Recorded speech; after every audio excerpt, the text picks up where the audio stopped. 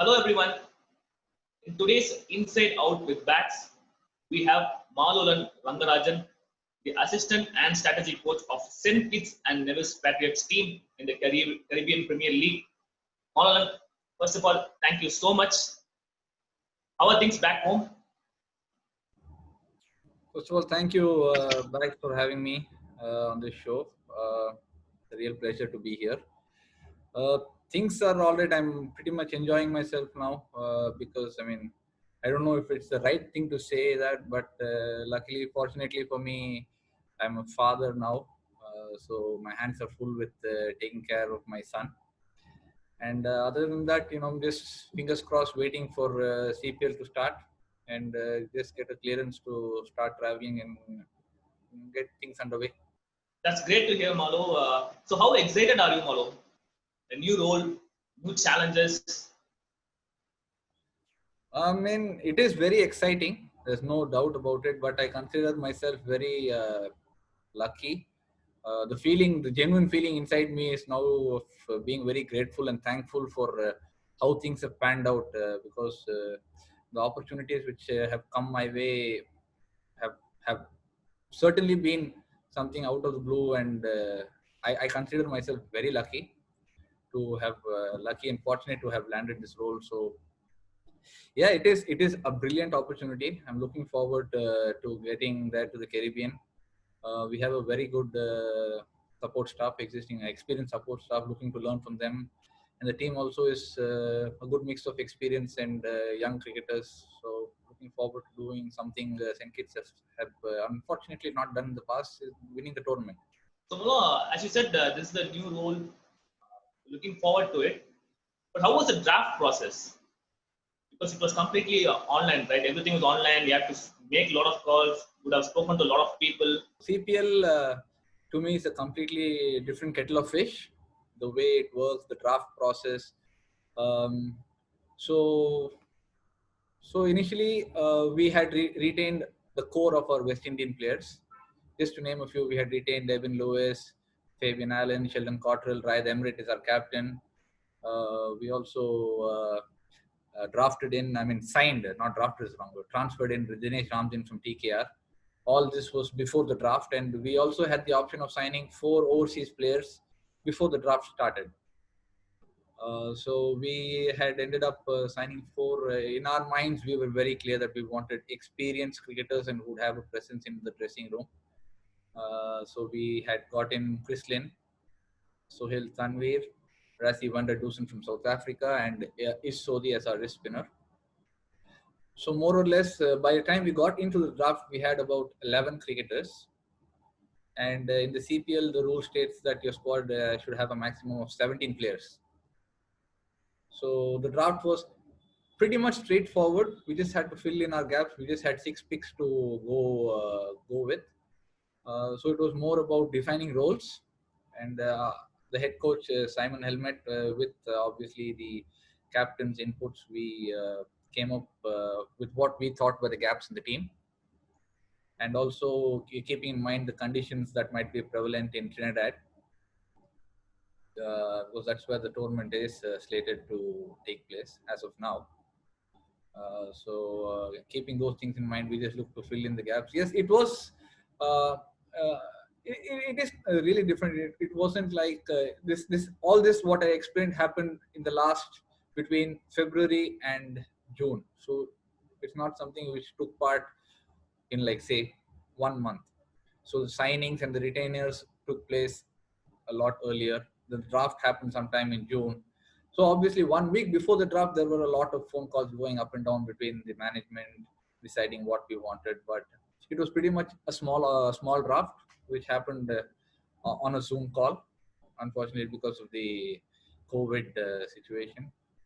But it was real quick and a pretty straightforward draft.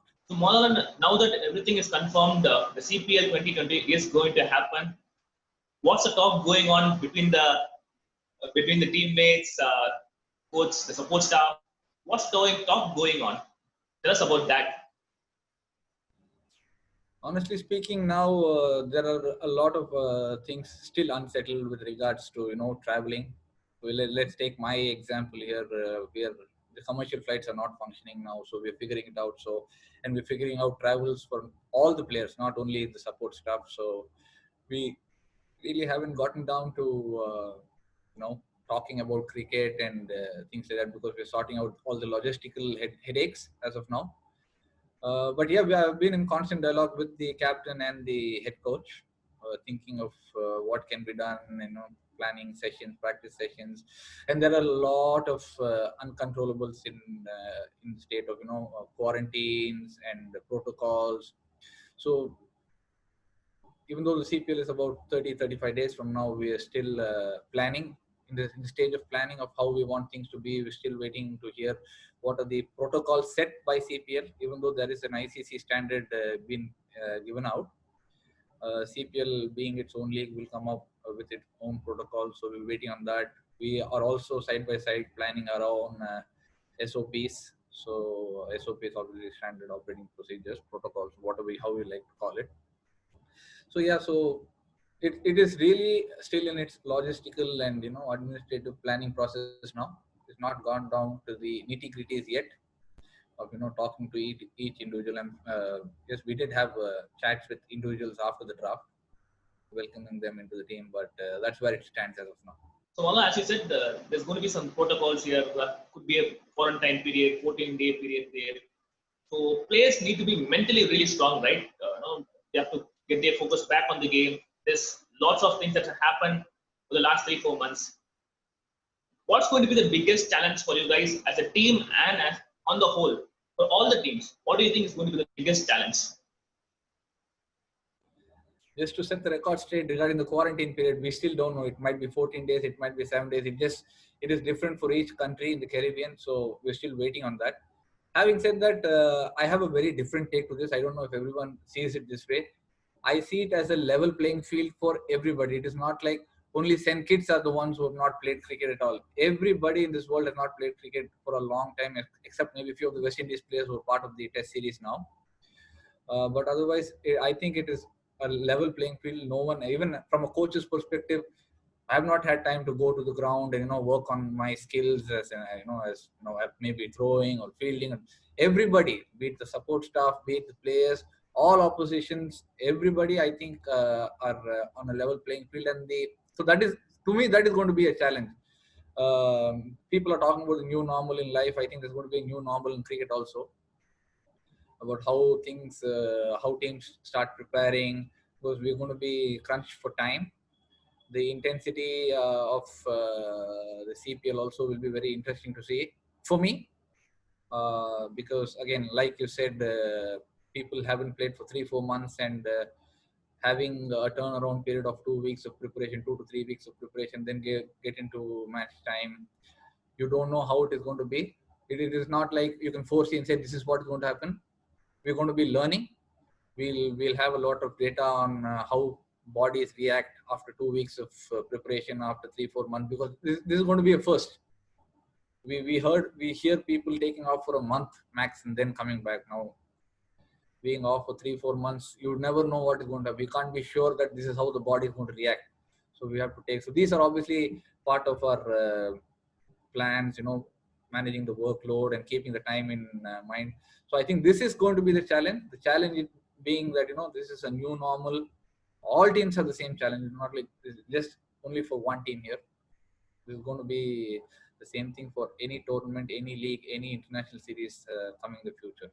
So, Malalan, do you think it's going to be advantage batsmen here or advantage bowlers? Whom do you think is going to adapt and execute their strategies to perfection? I think that's a very, very interesting question. From a physical point of view, I would certainly think it is going to be easier for the batsmen.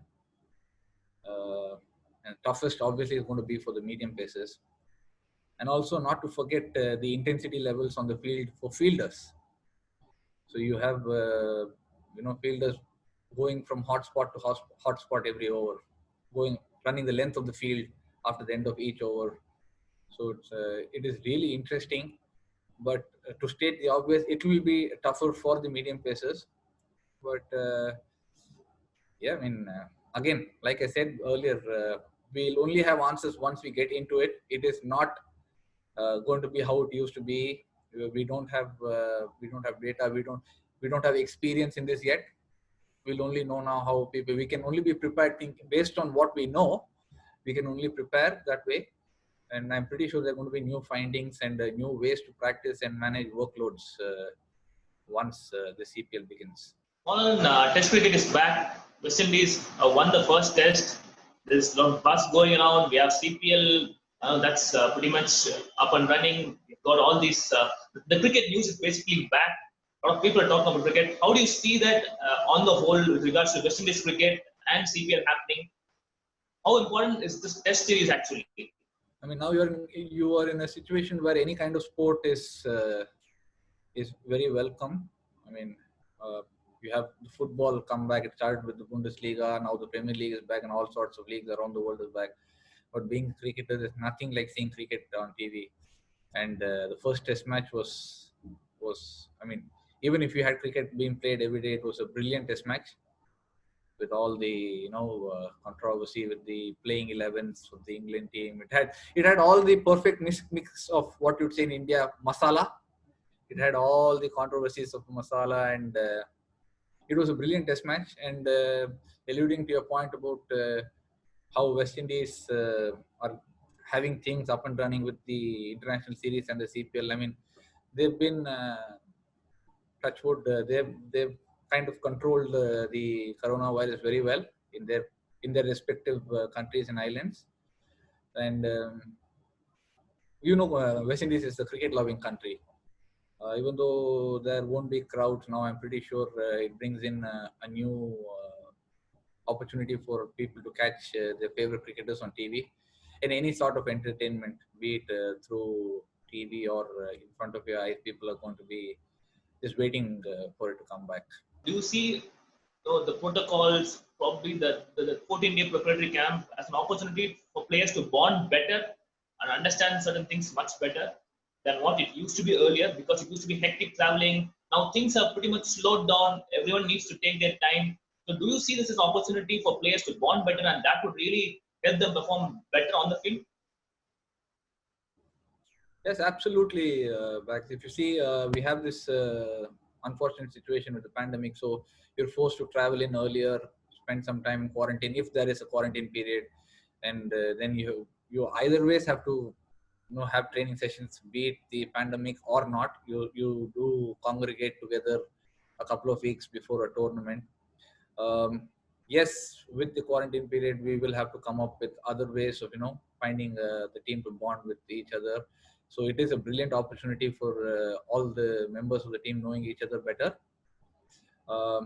Again, I really have to go back to what I said.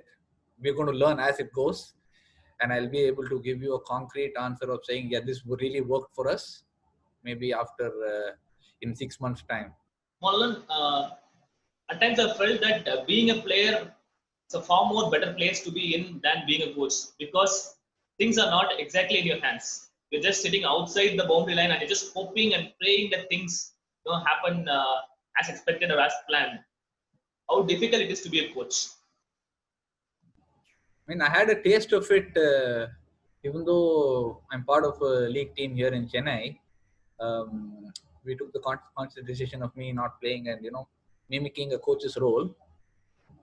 It is very difficult, because I was just alluding to the point that I like to control things which I can. And once you're a coach, like you brilliantly stated, that, you can't control things. But you learn to understand that, decisions are meant to be made by individuals. They can be right, they can be wrong, and the best way to understand and learn is by taking decisions yourself, be it right or wrong. That's how I approach life. So I've learned now not to take.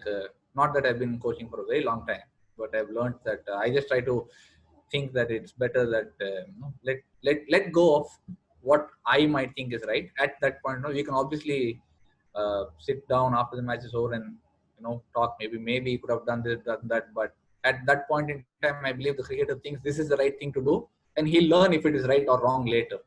Marlon, you have played cricket at the top level for almost 7-8 years. But as a coach, how important it is for you to update yourself with the latest coaching methods?